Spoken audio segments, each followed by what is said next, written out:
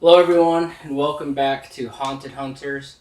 In this video, we're going to be talking about how 2025 went. As the year comes to an end, we had quite the fun, quite the experiences. And we also have a special guest, Larry.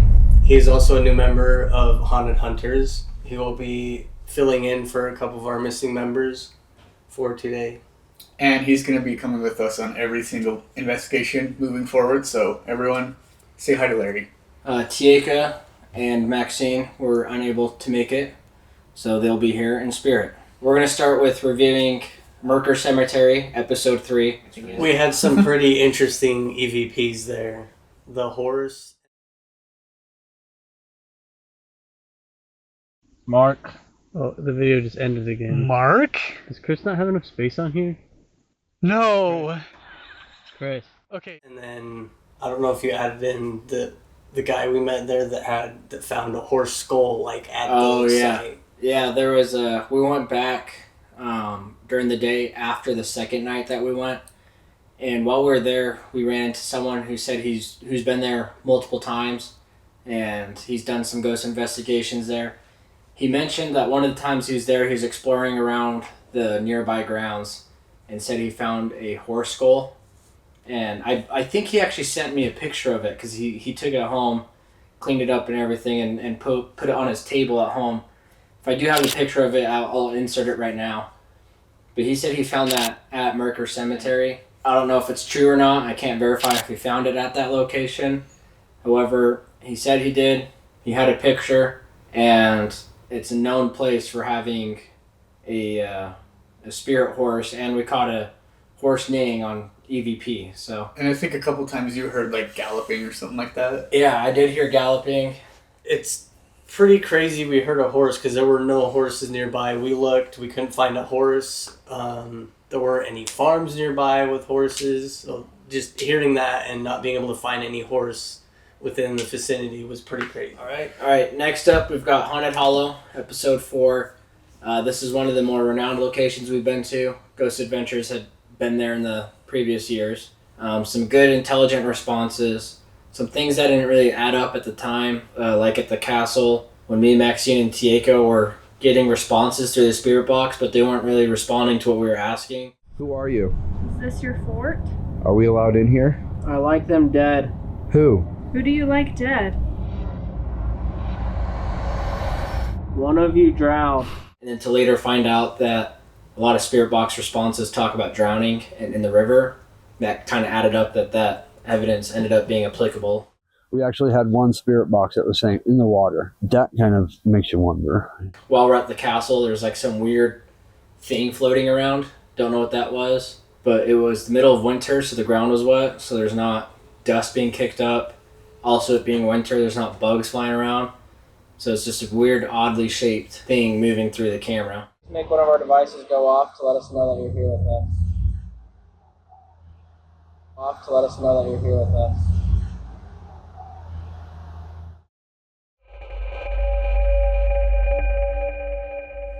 We also have some never before heard audio captured from our own EVP at Haunted Hollow. We didn't notice this audio until after we had already edited the video and uploaded it, but we're going to show you guys it right now.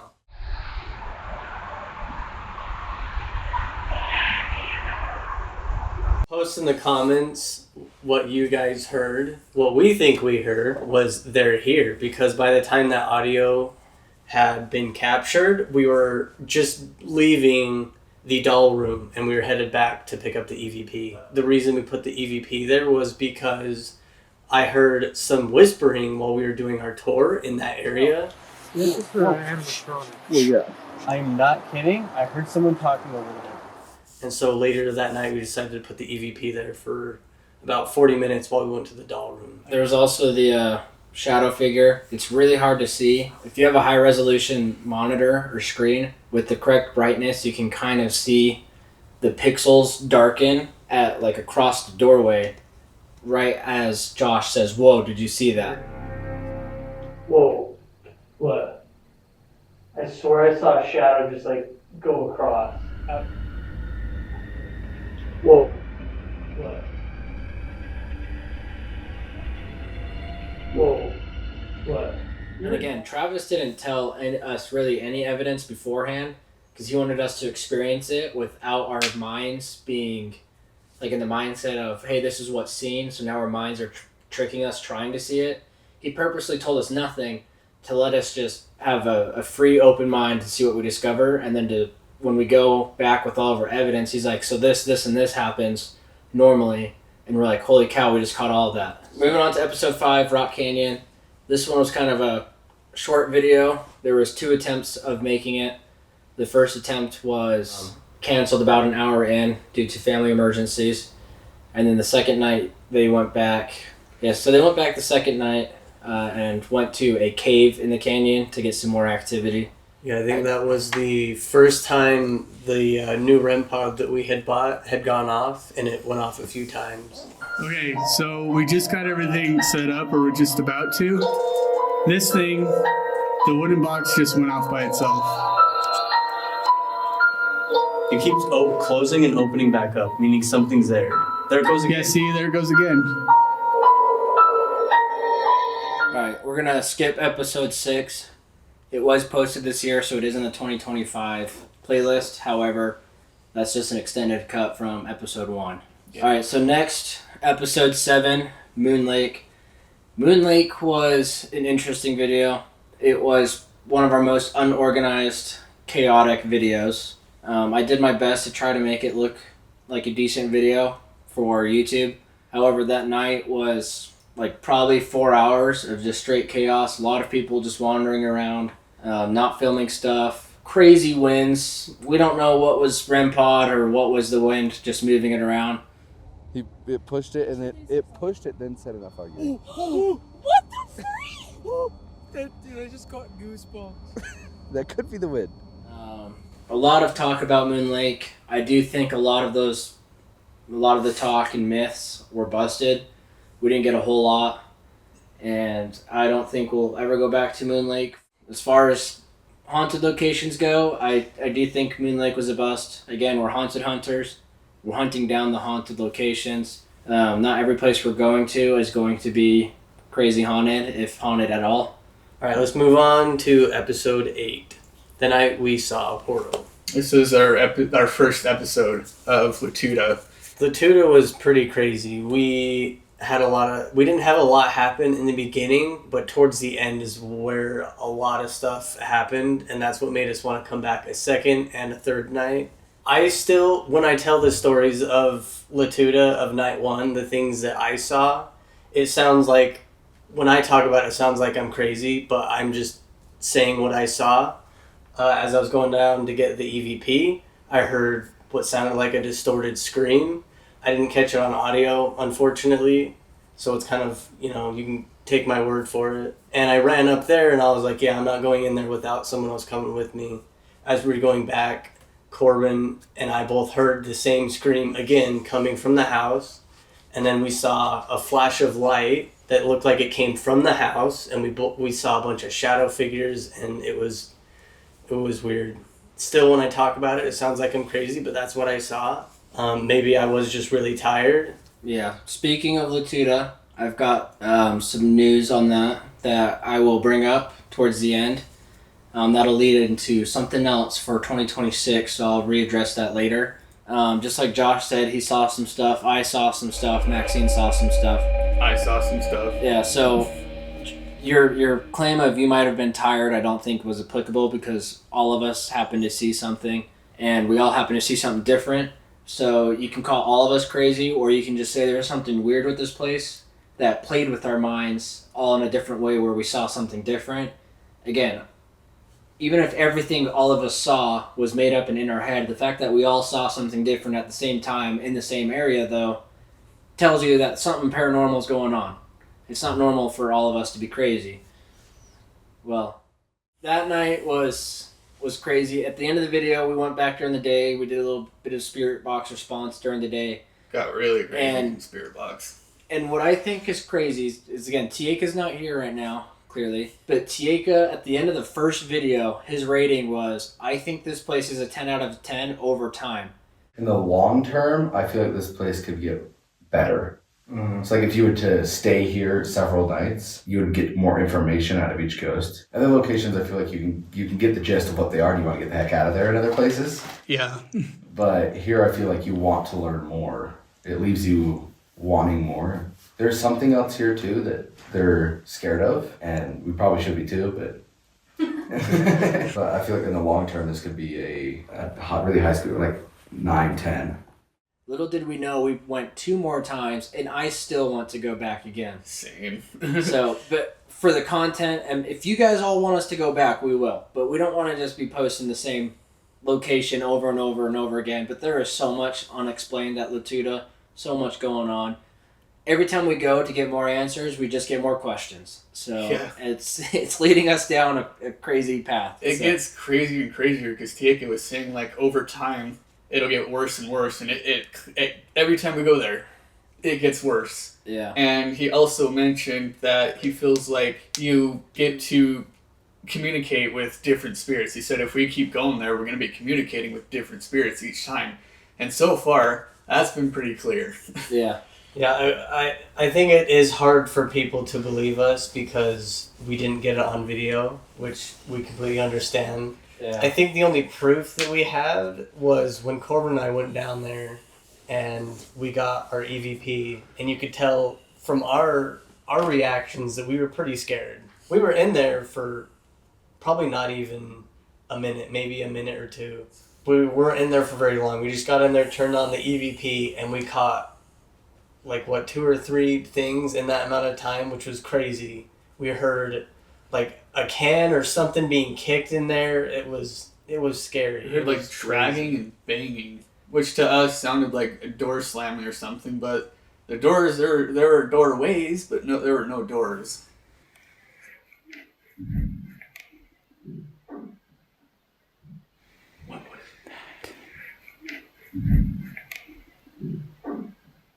Next, episode 9, Latuda Part 2.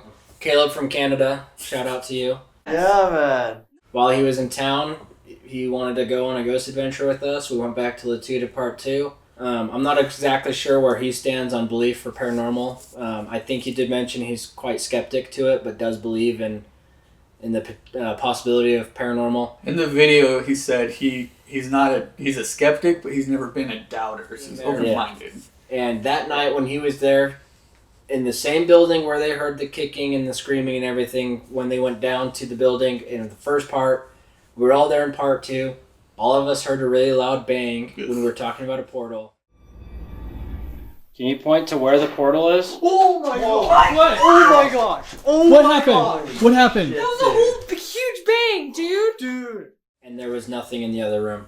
Some people have argued, what if it was a rodent? Okay, well, when you hear rodents, you hear them constantly. They don't make one big noise and then all of a sudden go ninja quiet afterwards. So like that was so loud that a rodent could not make that. I think it would have to be a deer coming in and just kicking a bucket as hard as it can. Because in the video it sounds super loud, but I actually had to turn the volume down. Oh my god! Oh my god!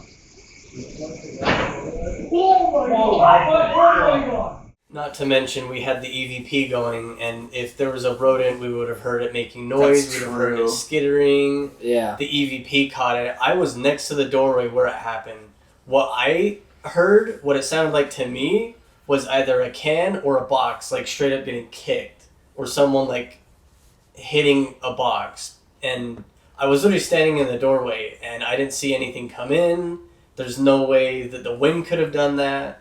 Yeah, we were. That was one of the craziest experiences for me, and that definitely increased my belief in the paranormal because I cannot explain that, and I genuinely think that was something either trying to scare us or trying to get us to leave. Later on in that video, we all go outside, and I didn't have any idea what was happening because I'm in the spirit box. I've got the headphones in. I'm tuned in. I don't know what's going on. I'm just saying what I'm hearing. When I went back and watched that video, because Corbin actually edited. He actually edited all the Latuda videos. Yeah. So I didn't see what the Spirit Box responses were like. I didn't see that whole interaction until the premiere when it was posted. When they were saying their like asking their questions and saying their stuff, and I was responding on the spirit box. My take on it is it totally sounds like we're just listening to ghosts trying to troubleshoot a portal. It literally does. Yeah, it sounds like customer support called in and they're trying to troubleshoot the portal so they can get through it. And then eventually, I guess they got it figured out. It's blocked.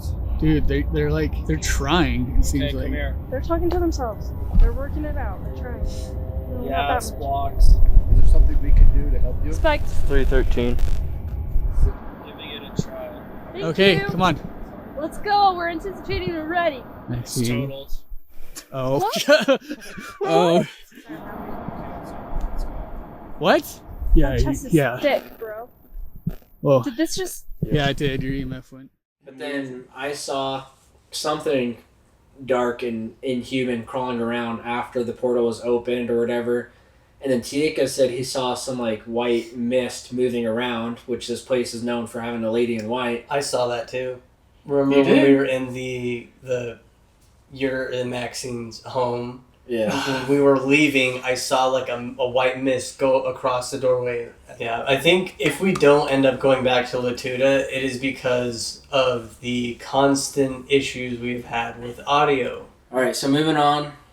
Episode 10, Benson Grist Mill. That place was a fantastic place. There was so much there.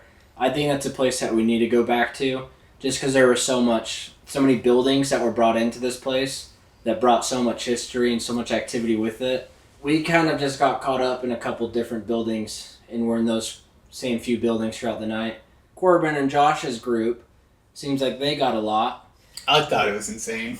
Yeah, we had some crazy responses. We had that cat ball in the one area with like the family of, what was it, 10, 12? And it just kept going off randomly. It didn't move. We didn't like stomp the floors or move it or anything. We were asking questions and it kept going off. That was pretty crazy. RJ saw the cat ball move. And if you go back and look at the video, if you look really closely, you can slightly see the cat ball rock back and forth. None of us were moving.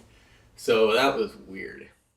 It sounds like there's multiple of you. He was telling them one. Whoa! Oh my gosh! Cat I ball! didn't even know that was going off, and I started getting chills, and then you guys screamed.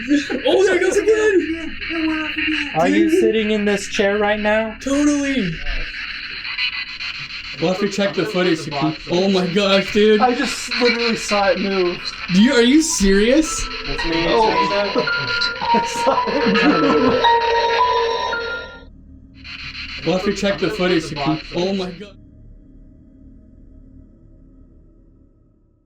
Crazy spirit box responses.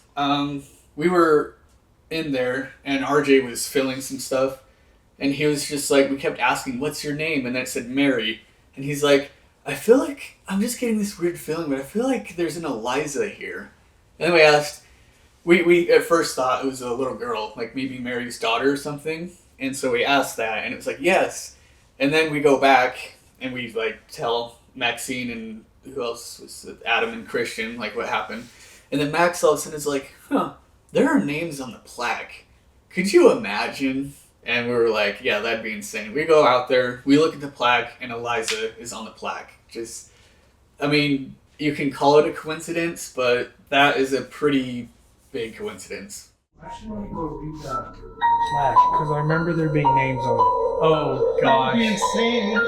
That would be insane. What's that? Emily Elizabeth Moss. Eliza? Could be Eliza. Oh my gosh! No way! I did not read that. I didn't read that either. I promise you, I did not read that. That's crazy. Alright, moving on to episode 11, Latuda Part 3, the last investigation of 2025. This one is quite frustrating because our microphones, as Josh mentioned earlier, our microphones have worked at all the locations that we've used them at. We haven't had too many audio problems except for 2 other videos, which were also Latuda. And we knew that because both times we did post-production editing on those videos, the audio was quite corrupted and had a lot of work to do to get it to work. And so night 3, we're like, we're going back. This place has audio problems. So we've got these microphones that we're using right now that should be working. Hello, hello, test. They worked great at Benson Grist Mill. They worked everywhere else. At Latuda, part 3, we made sure to have headphones plugged into the receiver with the camera guy wearing the headphones to make sure we can hear them so they're on, with the receiver on the camera so we can see that they're still being recorded and picking up audio. Every 2 to 5 minutes, me or Corbin is asking whoever's got the camera at the time, hey, how's the audio? Is it still recording? How's it look? Can you hear me? Throughout the entire night, like 8 hours, every 2 to 5 minutes, we're doing audio checks. I come home and all of our audio files are pretty much corrupted. We had like maybe 10 minutes of audio that was actually usable throughout the whole night. That just gives me more questions. What the heck's going on at Latuda? Every time we've been there, we've had audio problems, and the second video we posted had video problems. It was pretty saturated and had some whitewash to it, which is not what it looked like at the time.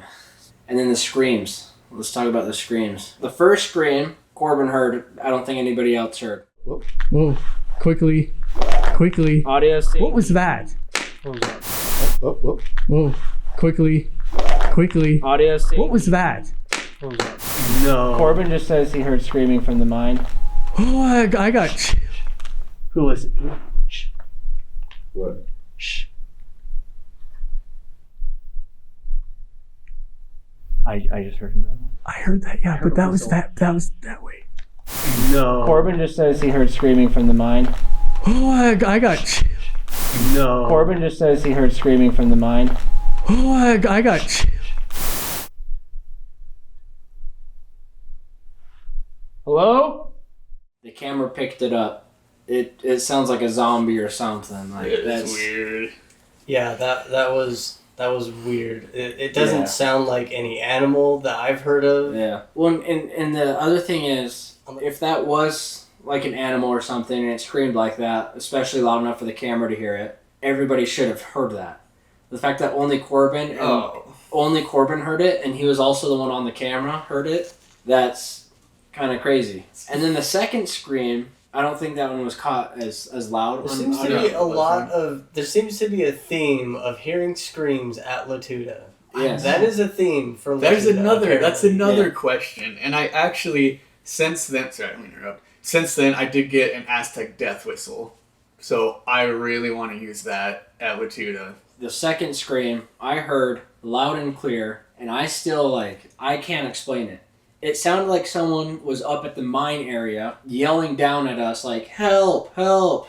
Well, I only heard it once, but it's like, help. And I was just like telling everyone to be quiet because I just heard that and I got chills when that happened. And I was like, no way that I just physically hear with my own ear someone just yelling from the mine, help. And I'm pretty sure I just sprinted over there and was looking up there at the flashlight. Nobody else was out there.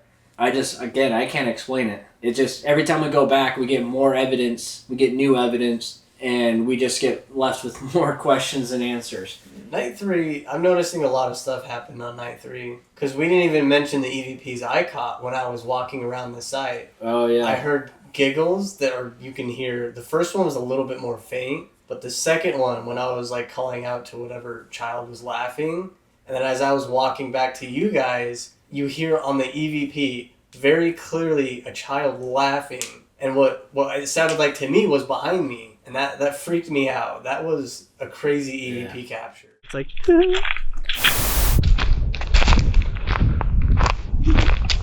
As I'm walking back down, I heard what sounded like it was coming from behind me, a giggle that was a lot more easier to hear this time. They have not heard it. I'm about to play it and show it to them. And last thing to make note on Latuda Night 3. When Chris, I think it was on Night 2, you saw something crawl, like a shadow crawl on the top of the roof. Yeah, at the portal. And when Chris said that, when you hear these, other people say these things, you're like, oh, that's kind of weird. It sounds crazy when they hear it. But as Kelson was leaving the third night, he texted us and said that he saw a shadow figure crawl across the roof. And Chris didn't mention that to him at all. Yeah, that's true. We were there the whole time, and Chris didn't mention that to him, and he just stuff like that kind of confirms that that wasn't you just being crazy. You actually saw that. Yeah. And Chris, like Josh said, Chris never told Kelson about that so Kelson had no idea about that. But what Kelson described was exactly what you described you saw. Yeah, which is so a crazy. shadow crawling across the roof. And again, the video wasn't posted at the time. That's a crazy coincidence. Yeah, he hasn't seen the video because it wasn't uploaded. Yeah, so a lot happened, a lot of experiences. That concludes the year of 2025 and the investigations. Let us know in the comments below what your favorite episodes were. If you noticed anything that we didn't, if there's anything that you guys wanted to talk about how the year went, just let us know down below. Let us know of locations and challenges and stuff you want to see in 2026. We can incorporate that into our videos next year. Now back to Latuda. Like I said, I had some news about that. So one of our plans for 2026, this was Tieka's idea. He thought, since we're really close to hitting criteria to be YouTube affiliate, which allows us to have channel members, Tieka had the idea that we should all do solo investigations and have like series of like just a playlist of Tieka's solo investigations, my solo investigations, Corbin's and Josh's and everyone else's. And that'll be for channel members to watch. If you want to watch our solo investigations, it'll be available to channel members as soon as we get that. But specifically Latuda, Tieka says he wants to try to spend a full week at Latuda, just capturing as much evidence as he can. That is one of our plans for 2026, is do our solo investigations for channel members. And Tieka wants to do Latuda for a week by himself, which I think is crazy. That's insane. But if he's going to do it, and you guys want to see it, it's going to get done. Our goal is going to be a minimum of one video a month, if not more than that. So, other news for 2026, we are trying to plan at least one tour to visit a lot of locations. We also are going to start streaming some of our investigations live on Twitch. There's no way of faking something if we can get you guys to interact with us. If we are live streaming on YouTube or Twitch and you guys tell us to ask a question or do something and all of a sudden we get a intelligent response, how can you say that's faked or scripted?